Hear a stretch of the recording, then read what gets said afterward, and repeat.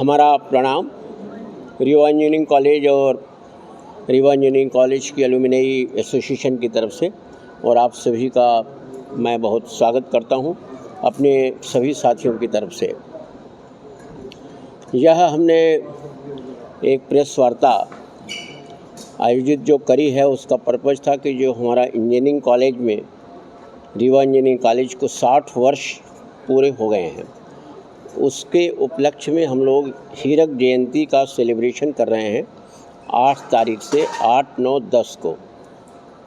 उसके मुख्य अतिथि माननीय गवर्नर साहब हैं जो कि 9 तारीख को आ रहे हैं और 2:30 बजे उसका इनाग्रेट करेंगे।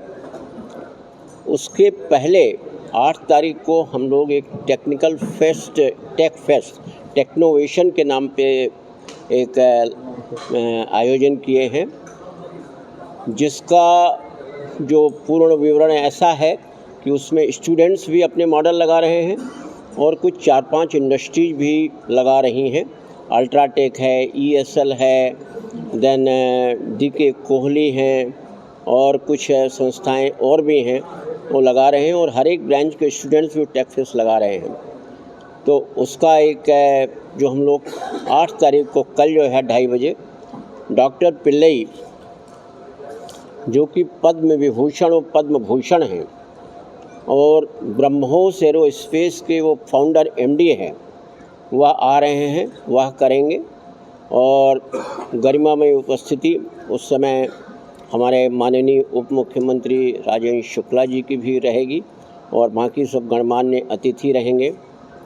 इसके अलावा एक हम लोग सेंटर ऑफ एक्सेलेंस एक अल्ट्राटेक ने एक कॉलेज के सहयोग से एक कॉलेज के कैंपस में बनाया है, जो कि सिविल इंजीनियरिंग के फील्ड में बहुत सारे कैसे एक्सेलेंस हम कर सकते हैं उसका एक बहुत अच्छा एक वहाँ पे एक उदाहरण वो लोग अपना वहाँ पे देंगे, एग्जाम्पल्स दे देंगे, स्लाइड्स लगाएंगे। तो उसका भी एक उद्घाटन कल 1 बजे हमारे माननीय उप मुख्यमंत्री जी कर रहे हैं, राजेंद्र शुक्ला जी। और इसके साथ ही एक हम टेक्नोलॉजी कम O2 पार्क, आप जानते हैं कि क्लाइमेट चेंज का एक बहुत बड़ा इशू पूरे विश्व स्तर पर है, तो उसके लिए भी हम जो है एक टेक्नोलॉजी कम एक ऑक्सीजन पार्क एक डेवलप करेंगे। उसमें एक टाइम लगेगा, उसका एक टाइम फ्रेम है, लेकिन उसका भूमि पूजन हम जो है करवाएंगे माननीय उप मुख्यमंत्री से। इसके अलावा 8 तारीख को भी हमारे कल्चरल प्रोग्राम है जिसको कि एलुमिनीज दे रहे हैं, सारे के सारे एलुमिनीज के लोग हैं, एलुमिनीज की फैमिली है, हमारे एलुमिनीज में बड़े अच्छे लोग हैं। 9 तारीख को एक कुछ बाहर की संस्था भी आ रही हैं और बाहर के लोग भी अपना एक कुछ कल्चरल प्रोग्राम देंगे। तो ये हमारा पूरा कार्यक्रम है। एक हम टेक्निकल सेशन भी कल कर रहे हैं जिसमें हम इनोवेशन के फील्ड में क्या क्या चीज़ें इंडस्ट्रीज में हुई हैं, जैसे इंडस्ट्री में सीमेंट में हो गया या एनर्जी सेविंग में या मैन्युफैक्चरिंग में, इन सब चीज़ों के ऊपर भी एक जो है वहाँ पे एक टॉक होगी और स्टूडेंट्स को उससे हमारे काफ़ी फ़ायदा होगा, नॉलेज बढ़ेगा, सब कुछ होगा, इंटरेक्शन होगा, सब फैमिलीज मिलेंगी।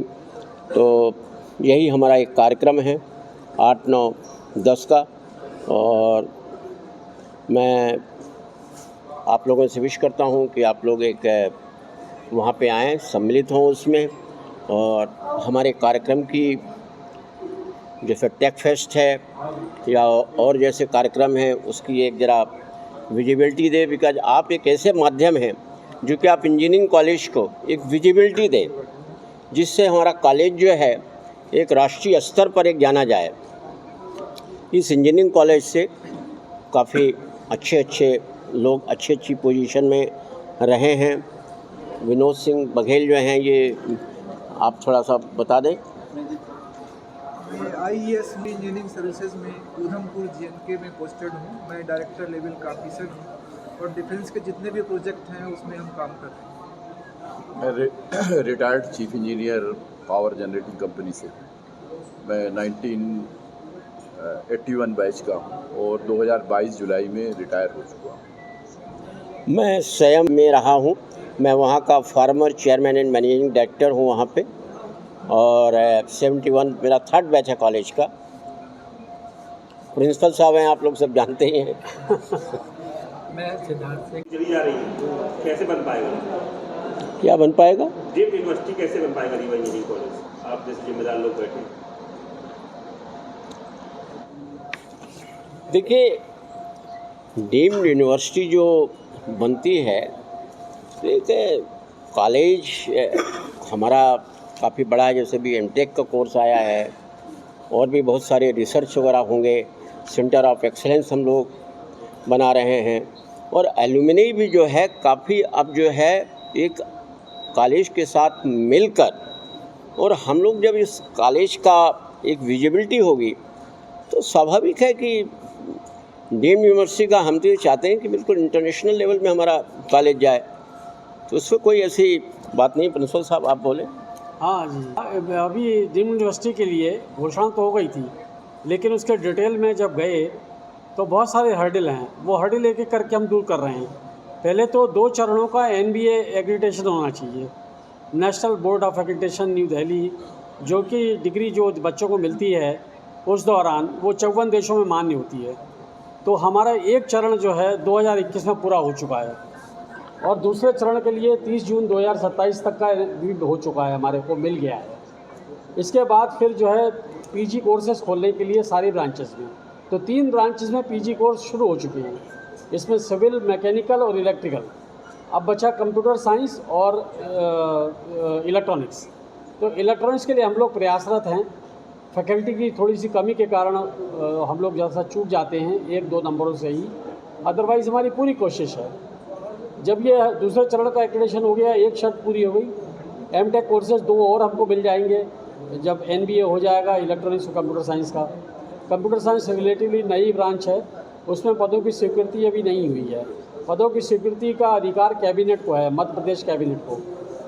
माननीय मंत्री डिप्टी CM साहब से हमने पूरा रिक्वेस्ट किया है, उनके नॉलेज में है। पदों की स्वीकृति के लिए उन्होंने हमको कहा है, हम पूरा प्रयास करेंगे कैबिनेट से। तो एक बार पद स्वीकृत होने के बाद हमारे अपॉइंटमेंट जब हो जाएंगे तो NBA हमारा आसान हो जाएगा दोनों ब्रांचेस में। आपके यहाँ ब्रांच कम है, फैकल्टी कम है, तो रीवा इंजीनियरिंग कॉलेज का पेट कैसे बढ़ेगा? हाँ, वो ऐसा है कि देखिए, फैकल्टी की बात पर ब्रांच कम नहीं है, 5 ब्रांचेस हैं, 300 का इंटेक है, 390 बच्चे आते हैं। वो कुछ EWS कोटा है, बहुत सारे संपत्ति की ब्रांच है, जैसे कि आपने खुद ही कहा तो 50,000 रुपये पर मंथ एक हैंडसम अमाउंट देना शुरू कर दिया है। तो वो पहले जो 400 रुपये पर घंटे की व्यवस्था थी वो ख़त्म हो गई है।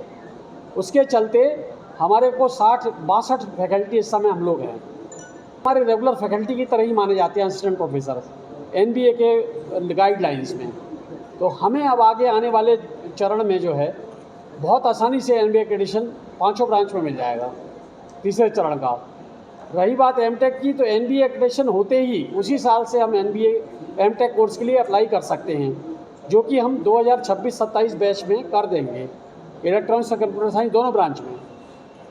तो ये जब ये चरण पूरे हो जाएंगे हमारे, उसके बाद फिर हम डीम्ड यूनिवर्सिटी के लिए एलिजिबल होंगे। कब तक पूरा होने की संभावना? ये 2027-30 जून, दैट इज़ वेरी श्योर।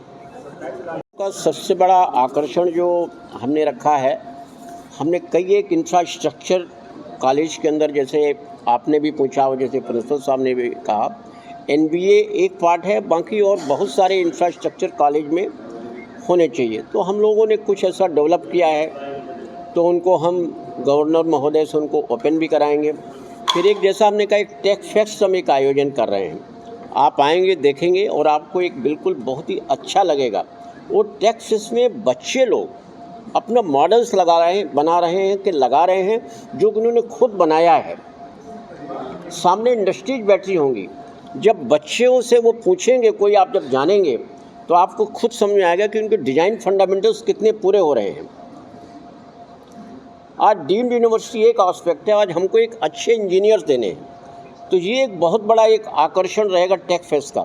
इसके अलावा हमने पूरे हाफ डे का टेक्निकल सेशन रखा है, जिसको कि डॉक्टर एस पिल्लई, जो कि फाउंडर MD हैं, और वो अपने जो farmer president doctor Abdul Kalam के बहुत ही क्लोज अनुयायी रहे हैं वो, और वो ब्रह्मोस मिसाइल के फादर कहे जाते हैं।